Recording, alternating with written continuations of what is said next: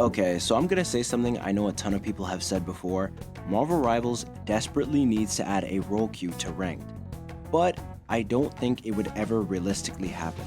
One major thing that separates Rivals from other hero shooters is the ability to swap team comps and roles mid-game. It allows for players to experiment with other roles they typically wouldn't even be on, and I'ma drop a truth nuke real quick. The only people that want a role queue are players that are only able to play one role.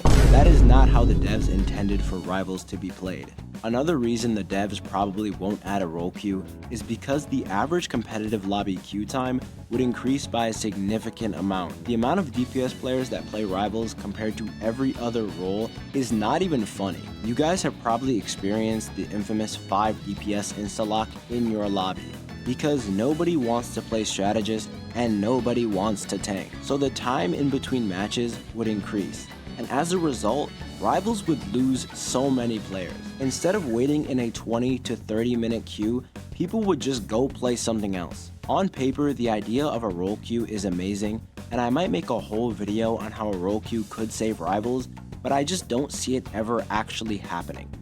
Nerf Bucky till it's backwards.